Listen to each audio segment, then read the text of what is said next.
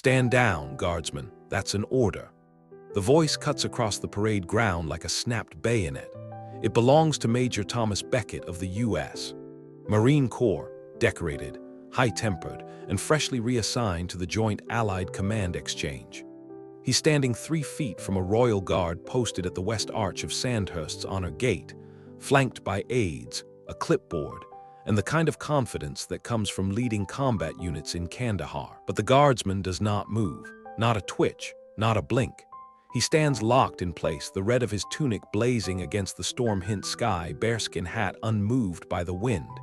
You could mistake him for a wax statue, except for the faintest flare of nostrils as he exhales through his nose, steady as a metronome. And that somehow is worse than rebellion. Major Beckett steps closer. His jaw tightens.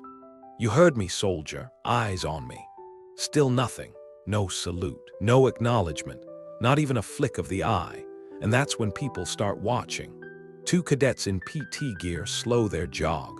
A Gurkha officer at the east flank pauses mid-conversation. A visiting NATO delegation stops their walk-in talk near the fountain. The silence builds like pressure under polished boots. What happens next stuns everyone. But you probably shouldn't be watching this. Not if you value tidy chains of command, or if your blood pressure spikes at the sight of silent defiance wrapped in royal decorum. So before you get comfortable, take a moment to like the video and subscribe, but only if you truly enjoy this kind of tension-filled storytelling. Where are you watching from, and what uniform means most to your family?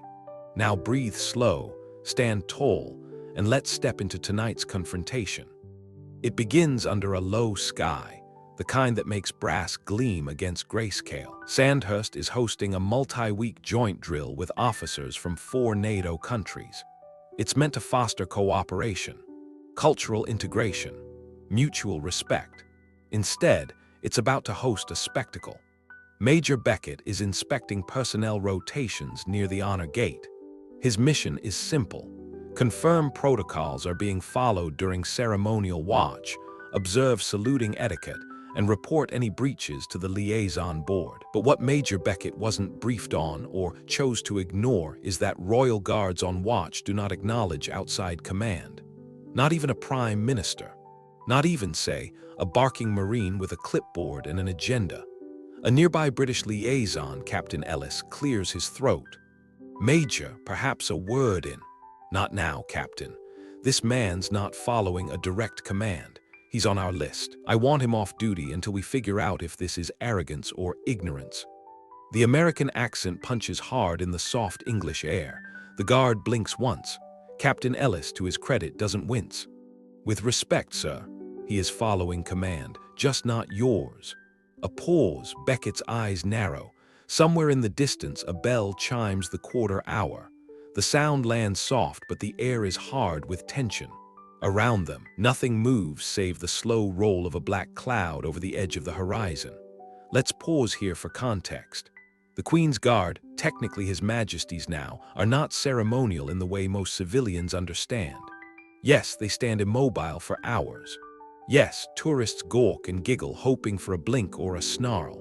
But these men are combat-trained, many with active tours under their sashes. They're not props, they're protocols personified. One such protocol. When posted, they answer to no one but the chain of command within the Guard, period. This includes royal family members. It certainly includes American majors. But to Beckett, this stillness reads as stonewalling. And Marines don't like being stonewalled. He steps closer. "Look at me, guardsman. I'm not asking you to move. I'm giving you a lawful order under NATO jurisdiction." Captain Ellis interjects gently. "Sir," respectfully, but Beckett is already raising his voice. And with it, the stakes. A nearby camera clicks. Someone, maybe a cadet, maybe a visiting diplomat's aide, lifts a phone to record. Here it comes, the ripple. Because when protocol meets ego, silence becomes the loudest thing in the world. And the Royal Guard, whose name we'll later learn is Corporal Alistair Kane, doesn't shift, doesn't flinch, doesn't acknowledge. The silence stretches. 10 seconds, 15. The phone is still recording. Beckett's hand curls around his belt. And then, "Sir," Ellis says more firmly now, "I urge you to withdraw." "Withdraw," Beckett barks. From a subordinate who's insubordinate. "No, sir," Ellis says quietly. "From a monument." Beckett turns, confused, then sees it. Just behind the Royal Guard, partially obscured by the arch, stands a carved sandstone plaque bearing the names of fallen British officers. Among them, a cane, likely his father, possibly his brother. The silence now isn't just cold, it's sacred. And suddenly, Beckett is standing not before a disobedient sentry, but a man on vigil. He doesn't apologize, Marines rarely do, but he does lower his voice. Then finally, he steps back. "Fine," he mutters. "We'll settle this formally." And just like that, the confrontation becomes something bigger. A report. A liaison hearing, a matter of principle. You'd think it ends here. You'd hope, but no. This is only the first crack, and it won't be the last. The door to the Joint Operations briefing room closes with a gentle click, but the atmosphere inside is anything but gentle. Seated around the mahogany table, an antique piece donated after the Falklands, by the way, are 6 officers, 3 British, 3 American. The flags behind them hang still, but the undercurrents in the room swirl. Cold politeness masks clenched jaws.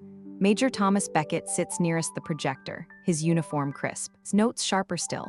Across from him, Captain Ellis maintains a reserved expression, his hands folded neatly as if he were attending a royal baptism, not a military debrief over a near incident. And at the center of it all on screen, a freeze frame of Corporal Alistair Kane standing motionless under the archway, eyes fixed forward. Red tunic, bare hat, not a line out of place. The phone footage, now analyzed frame by frame, offers no movement, no blink, no acknowledgement. Beckett taps the edge of the table. "I want it noted," he says, "that I issued a lawful command to a posted soldier within an active joint operations perimeter. His failure to respond constituted a breach of discipline and, by extension, respect." Lieutenant Colonel Hayes, a senior British attaché, raises an eyebrow. Respect, Major, often takes different forms across cultures. In this country, the refusal to break protocol is respect, both to command and to country. Beckett glances at Ellis, who remains statuesque. There's protocol and then there's arrogance. That man stood like a statue after being addressed directly. It wasn't just silence, it was dismissive. Hayes responds with a trace of amused irony. "To dismiss, Major, one must first acknowledge. It's not quite a joke, but the younger British officers smile barely. Beckett doesn't. This isn't the first time Allied forces have locked horns over ceremony. In 2011, a German general refused to remove his cap indoors at a US base, citing Bundeswehr tradition. A minor flap, later resolved with a footnote in a cultural awareness seminar. But here, in 2025, at Sandhurst, under the shadow of a rising Eastern crisis and collapsing NATO polls, every posture is political. It's not just Beckett's pride on the table, it's what that stillness means. In the barracks later that evening, 2 cadets replay the footage again, this time with popcorn. "You reckon he even saw the Major?" One asks mid-chew. Kane probably heard him coming 5 minutes out, man's a walking radar. "What's his deal anyway? Thought he was just a pageant soldier." The other shakes his head. "No chance. He did Helmand twice, lost a mate in Sangin, hasn't spoken much since." "You mean literally?" "Yep. Took a vow, part-time, not religious. Something about letting action speak." They go quiet, then half a beat later, still think the Major looked like he was ordering a sandwich. Back in the briefing room, a new suggestion is floated, a cross-cultural reconciliation session, joint parade, friendly Q&A, symbolic unity. Beckett stares at the proposal as if it were a recipe for treason. "Want me to apologize to a man who disobeyed in front of cadets, officers, and foreign press?" "Not apologize," Ellis says, choosing his words carefully. "Engage." Beckett leans back. There's a silence, not tense, just long, the kind that gives every word weight. Finally, he speaks. "What's his story anyway?" "Kane, son of a captain, killed in '98 during a mock hostage exercise. Equipment failure, he was 12. Beckett blinks, and he still joined. Not just joined, top of his unit. Cold as steel, quiet as moss, has medals you've never even seen. For a moment, Beckett doesn't speak. Then with the faintest edge of sarcasm, "And you put him at the front gate." Ellis smiles. "We always do." Elsewhere, a briefing is quietly distributed to the American contingent. Royal Guard Protocol Overview. Page 3 reads, "When posted, Royal Guards do not acknowledge verbal commands. This is not insubordination. It is the preservation of continuity, discipline, and national symbolism. Any attempt to override this will be logged and reviewed at the command level." At the bottom, someone's written in pencil, "Silence isn't absence, it's allegiance." Meanwhile, Kane himself says nothing. In fact, he's been reassigned temporarily to the West Barracks to avoid further disruption. When asked if he has any statement for the review board, he simply shakes his head once and returns to polishing his sidearm. Slowly, perfectly, like he's cleaning something far heavier than metal. Ellis finds him later, not to scold, but to listen. "You know this won't go away quietly," he says. Kane shrugs. "Neither did my father." It's the first sentence he's spoken in 2 weeks. Outside, the courtyard grows colder. Flags ripple faintly in the breeze. Beckett walks alone past the stone arches. He stops just long enough to read a name carved in the base. Captain Alaric Kane, Kia 1998. He doesn't say anything, but this time, he salutes. Not to the stone, to the silence behind it. Inside the East Barracks library, a dim room filled with regimented books, oil portraits, and that persistent scent of old leather.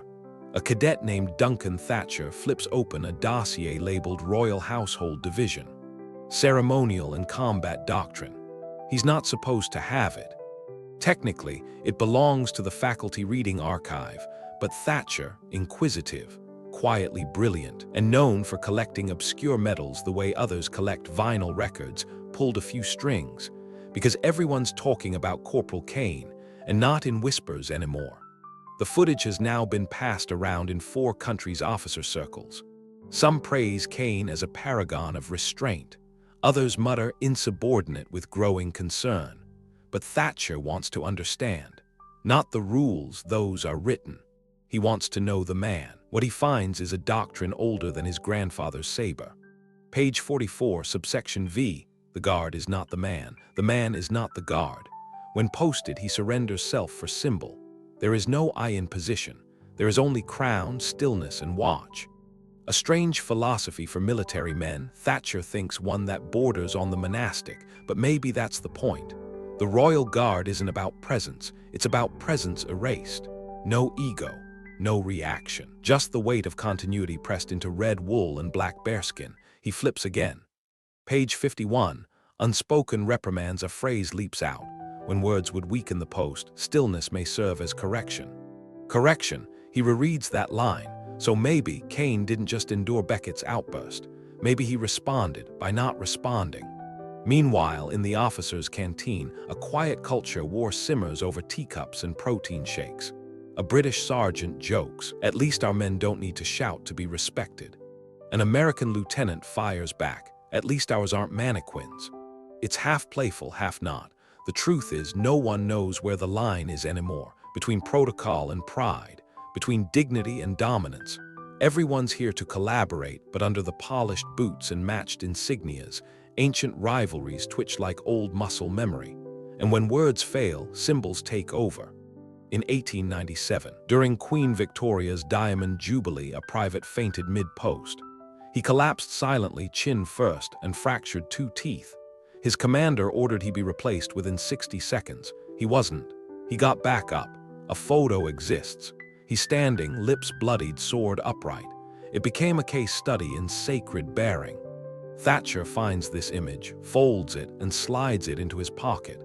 He knows what's coming. A joint parade is being arranged, partly to ease tensions, partly to showcase unity for an upcoming press brief. Word is that Beckett and Kane will be made to stand near one another. The symbolism practically writes itself. Only, Thatcher worries it won't go the way command wants, not because someone will break, but because no one will. Back in the West Barracks, Kane is writing, not reports, not letters. Just writing in a small black notebook, the kind that looks like it's held more secrets than confessions. He writes slowly with a fountain pen, every motion deliberate. Beckett knocks once and steps in. He doesn't ask permission. "Corporal." Kane looks up, silent. "I'm not here to issue anything," Beckett says. "No orders, no speeches." A pause. "I've reviewed the footage again. Nothing from Kane." Beckett steps closer. "You didn't move. I thought that meant disrespect." Kane says nothing but sets his pen down. "But I've been thinking," Beckett continues. "In the Corps, we salute the fallen even when they're not there. Sometimes especially when they're not. Maybe standing still was the salute." Kane meets his eyes and nods once. Beckett exhales through his nose. It's not quite a sigh, not quite surrender. It still won't look good on paper. Kane raises an eyebrow, almost amused. Beckett almost smiles, almost. Outside, the rehearsal begins. Flags are rolled out, sabers polished, boots aligned to the millimeter. Kane and Beckett are placed precisely 2.5 meters apart, not side by side, Not face to face, just enough distance to notice, and just enough tension to write history. A curious assumption makes its way through the ranks that silence is the absence of action, but here's a correction. Silence is often the action chosen when all others would make it worse. Like a soldier holding position while under fire, like a guard at post while the world shouts, like a Marine major realizing maybe he shouted at a gravestone. Thatcher watches from the sidelines, scribbling in his own notebook now. Standing still, he writes, isn't failure to engage, it's choosing not to escalate. Then, for good measure, he copies a line from the doctrine: to remain motionless before thunder is its own form of thunder. And that's exactly what happens next. As the band tunes up and spectators gather, Beckett adjusts his gloves. Kane remains motionless, face unreadable beneath his bearskin hat. But for a split second, so brief that even slow-mo footage would blur, Beckett's gaze shifts sideways, toward the plaque, toward the silence. And he doesn't salute, he doesn't nod, he just breathes. And in that breath, something changes. You'd miss it if you blinked, but the Barracks won't. They say protocol is a language without vowels, all posture, no sound. And today it's being spoken fluently. The War Memorial courtyard behind Sandhurst's old mess hall is a stone theater of composure. Rows of flags line the perimeter. Officers and cadets from 4 nations stand at immaculate attention. Somewhere, a military band waits in silence, drumsticks raised but motionless, poised like punctuation marks waiting for the sentence to begin. At the far end, a lectern has been placed, largely for show, as no one intends to speak today. This is not a press conference. This is an unspoken inquiry. Major Beckett stands rigid in his dress blues, flanked by his aides. His cap is perfectly level. He wears the chest full of ribbons like a wall he's hiding behind. Across the courtyard, Corporal Kane is already in place, alone, motionless, and utterly detached. His red tunic draws the eye, but it's his stillness that commands the frame. Once again, it's not just discipline, it's something deeper, denser, as if the very stones beneath him are standing too. The air carries that rare kind of quiet only found before thunderstorms or just after military scandals. This whole event was the command board's idea. They didn't call it a tribunal, of course. That would imply guilt. They called it a ceremonial reaffirmation of Allied cohesion, which is the kind of title you invent when you're terrified of admitting a line was crossed, but more terrified of saying whose boot it was. Beckett, for his part, didn't object, but he did ask for one thing: let me speak with the man, alone. They refused. Kane, for his part, didn't ask for anything, and that's what worried them more. The courtyard ceremony begins without words. A bell chimes once, a restored WWI relic from Ypres, and both men step forward at the same time. This is by design, a symbolic alignment. 2 soldiers, 2 nations, 2 philosophies, but only one will move first, and it won't be Kane. There's a peculiar beauty in trained restraint. To most civilians, military power is loud. Marching boots, barked commands, jet engines ripping through clouds. But inside the world of elite ceremony, power is the ability not to move, not to flinch, not to react when provoked, to freeze not from fear but because your values hold you tighter than instinct ever could. That's what's happening now. Beckett is standing 10 feet from Kane. No orders, no words, just gravity between them. And then in a moment planned by no one, a gust of wind lifts the edge of the Union Jack, just slightly enough to expose the name etched on the plinth below. CPT. Alaric Kane killed in training, 1998. Beckett sees it. Again, he closes his eyes, and when he opens them, he moves, not much, not toward Kane, just half a pace back, a step of deference. The crowd notices. Kane doesn't flinch, but his fingers relax just barely, and that's the only answer Beckett will get. Later, during the tea hour, the British always have a tea hour. Even when diplomatically bruised, one American liaison mutters over a scone, "I think he blinked." A British colonel sips calmly. Which one? The liaison shrugs, the one who wasn't supposed to. Elsewhere in the courtyard, the press pack begins to drift, disappointed that no one shouted, fainted, or cried. But the officers who were truly watching, they understood. The breach wasn't in protocol. It was in assumption. Beckett assumed authority meant dominance. Kane assumed silence would be understood. Both were wrong, and both somehow found a middle ground without conceding. That's the trick, isn't it? In diplomacy, the best resolution is when everyone walks away feeling like they stood their ground. One final moment. As the crowd thins and the flags are lowered, Kane remains at attention, not out of spite, not as a statement, but because that's what the post demands. Beckett lingers for an extra second, then turns to leave. Halfway to the arch, he stops. And without facing Kane, he raises one hand, palm outward, fingers together. It's not a salute, it's something older. A gesture from Marine hand signals, respect acknowledged. Kane doesn't move, but his shadow, long and narrow against the fading stone, seems to stand just a bit taller.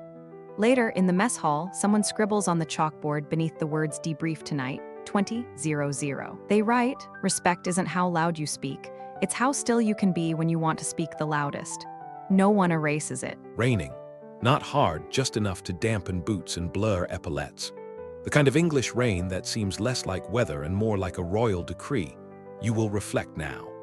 Beckett stands beneath the colonnade of the east wing, hands folded behind his back, watching the drops collect on the stone balustrade. He has no umbrella. No one does. Around the courtyard, the day's ceremony is being quietly disassembled. Flags are lowered. Musicians pack their instruments, and Corporal Kane, gone, or rather reassigned back to central rotation, as if nothing ever happened, but something did happen. And now, as the fog creeps along the gravel, the Marines and guards alike seem altered, not changed, just quieter, more measured, like a ripple passed through the ranks and left a stillness behind. Inside the lecture wing, a debrief is underway. An American captain presents the incident timeline with the efficiency of a courtroom clerk. Dates, commands, reactions, no speculation, just facts. Then, a British intelligence liaison stands and reads a paragraph, short, unsentimental. Corporal Kane was executing ceremonial watch under Standing Order 41A. Said order prohibits reaction to any external command not issued through Royal Guard protocol channels. At no time did Corporal Kane breach post, respond verbally, or make unauthorized motion. His conduct is therefore judged consistent with operational expectations. There's a pause, then a second paragraph, unexpected, not in the original memo. It is the board's recommendation that a revised briefing be issued to all visiting officers regarding the Guard's ceremonial status, its role as military symbol, and the boundaries between operational authority and national representation. This time, the silence in the room is agreement, because no one wants this again. Not with cameras, not with flags. Thatcher, remember the curious cadet from the library, is waiting outside with a copy of the ceremonial doctrine tucked under his arm. He's added something to its cover, a quote from Marcus Aurelius. The nearer a man comes to a calm mind, the closer he is to strength. He plans to submit it as part of his officer's thesis. Stillness as strategy, a comparative study of martial posture across cultures. That's the sort of thing only a British academy could admire and maybe mock at the same time. But even the Americans seem to be rethinking. One Marine sergeant is overheard telling his squad, just because a guy doesn't move doesn't mean he's not doing his job. Another adds, or maybe, that is the job. And Beckett, he leaves the campus the next day. No ceremony, no farewell fanfare, but not in disgrace. In fact, his exit file includes a commendation for navigating cross-force friction with discretion under public scrutiny. A polite way of saying he didn't make it worse. But privately, Ellis gives him something else. An envelope. Inside, a photo. It shows two silhouettes in uniform, one red, one blue, standing apart, not saluting, not speaking, just standing. Beckett runs a thumb along the edge. No caption, none needed. On the train to Heathrow, Beckett rereads a line from a briefing he'd once skipped. Royal Guard conduct is best understood not through speech, but stance. Their vocabulary is posture, their language restraint. To challenge this is not to test strength, but to misunderstand it. He folds it away. The sky outside is clearing. That evening, back at Sandhurst, the flag is raised again. Same courtyard, same plaque. But now it's Kane's turn to watch from a distance. He stands under the eaves with a new cadet, wide-eyed, nervous, barely 18. The cadet fidgets, then glances at him. "Corporal, is it true what they said, that you ignored an American major?" Kane's eyes don't move. He just says, "I saw him." The cadet hesitates. "And you didn't move?" "I did," Kane replies, a pause. Then the cadet asks, "When?" Kane's lips lift, not a smile, not quite. "When it mattered."